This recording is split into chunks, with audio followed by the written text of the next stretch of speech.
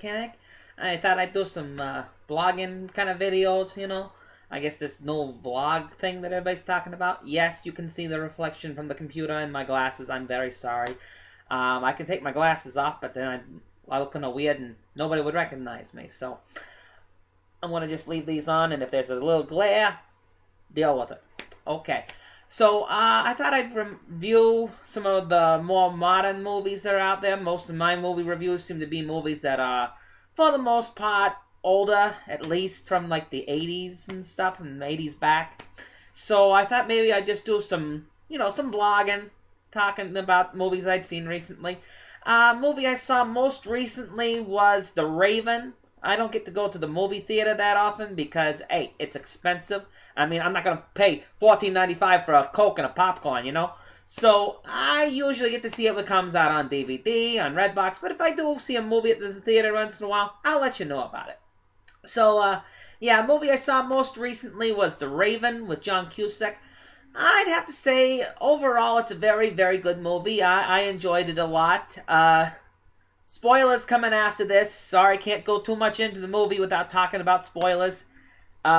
Basically, it's about the life of Edgar Allan Poe, who was one of my favorite authors, by the way. I absolutely love this man's work. I did a report on him in high school, and it was just a wonderful thing, and I can remember right now, to this day, virtually verbatim, the words of the opening of The Telltale Heart, which was something I quoted at the beginning of the speech when I did that in high school. But it's about the last few days of his life. It's fictionalized, of course, because nobody knows what really happened to him on those days. He disappeared for a few days, and then the next thing anybody knew, he turned up on a street corner. He was dressed in somebody else's clothes, and he was babbling, mostly saying the name Reynolds over and over again. This is all true. And at the end, it basically turned out that, he died, and his last words that anybody recorded was, may God have mercy on my poor soul. And that's really all that anybody knows about the death of Edgar Allan Poe. He was in the hospital for a few days, and then he died. But so there's been a lot of different theories throughout time. If you read the book, not the movie, but the book of Abraham Lincoln, Vampire Hunter, there was some use of that in there, and that Abraham Lincoln met Edgar Allan Poe. It was kind of weird, but it was good. It was an interesting use of the legend and the story of what happened to Edgar Allan Poe. So this movie basically says that there is a killer, and he is using the motives that Poe had in his book to kill people in real life. It's going from, the fiction. The first murder is the monkey murder from Murders in the Rue Morgue. That's the name of the story, Murders in the Rue Morgue. Which there was a Bela Lugosi version of this story that was made back in the day. Very, very good. It's a little different from the book, but most Poe adaptations really went off the track. They don't really follow the books that much because they're short stories. So that most of the time there's not over like 10, 15 pages. So not a lot to work with to actually be faithful. They actually did a lot of anthologies of Poe's stories back in the day, which those can be very, very good. The American International or Hammer films, very interesting, very good. Not always very faithful, but worth a watch. So in this story, John Cusack plays Edgar Allan Poe. There's a lot of great character actors in the movie. I can't remember the name of the guy, but the one who played in Pirates of the Caribbean as Gibbs, he's in this movie as an editor. Kevin McNally is his name. Also, actor Brendan Gleeson, who many of the Harry Potter fans will recognize as Mad-Eye Moody. He is a fantastic actor. Everything that he's in, I love him. Even if I don't necessarily like the movie that much, I usually like him because he usually plays the faithful friend or the man who's going through this conflict and everything. And he's just a fantastic actor. I guarantee you, if he's in the movie, he's going to be good. I can't guarantee the movie will be good because there have been a couple of movies that he's done that is just like, what are you doing in this movie? But in general, he's a fantastic actor. Cannot complain about his performance at all.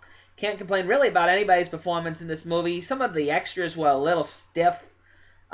Felt very much like, hey, kind of like Ed Wood used to do, where he would grab some guy off the street and say, hey, come in, say a line for me. A couple of people felt that way, but they had like one line and they were kind of wooden and they went away and you never saw them again. So nothing to worry about there. And you figure, okay, that's just who that guy was. I don't know. But, yeah, overall, the movie was really good. I recommend it. Spoiler, it's not exactly the happiest of endings, but as I've said before, it's about the last few days of Poe's life, and there's this mystery in reality about Poe's life and death and what happened there. One thing that they do address in the movie about Poe is that he was often perceived as a drunk, and that he was, on opium dens and all that sort of thing. Not true, actually. He would occasionally indulge, but for the most part, it was one of those things where there was actually a guy who, after his death, wrote an obituary and a few articles and such, and he slandered him. And he was actually very jealous of Poe. If you watch the DVD bonus features, which is one of the nice things, by the way, about doing these things later, I can talk about the DVD as well as the actual movie. If you watch the features on there, which I haven't gotten to listen to the audio commentary yet, but the main features are pretty good on the most part. They talk a lot about the history and the time in which the story occurs. It's really good. There was a man named Griswold who they get a little bit of revenge on in the story. I won't ruin that for you. But he basically slandered Poe after his death, and it said something to the effect of, Edgar Allan Poe died, and while many may miss his fiction, not too many people are going to miss him. That's not an exact quote, but if you look at it, you'll see it, and you can find out exactly how that's put. But, yeah, so overall, good movie. Not exactly historical, even on some of the facts of, what happened with Poe's death.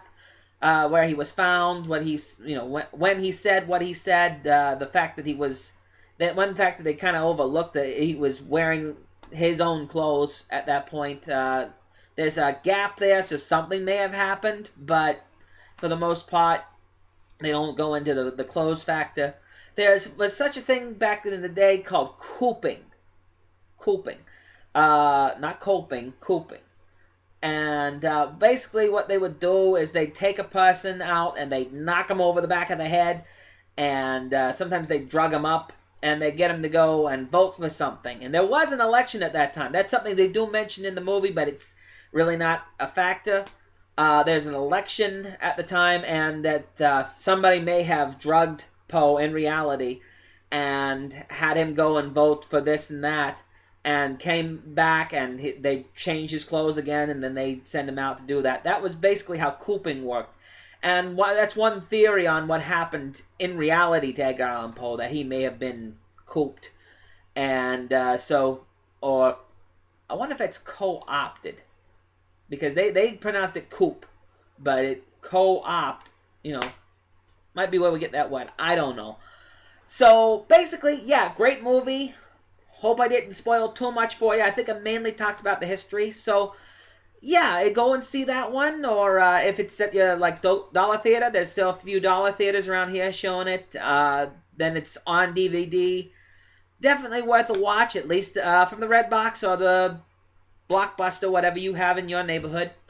So until next time, this is the Movie Mechanic signing off, and we'll see what the next movie is. Bye. Your stupid minds! Stupid! Stupid!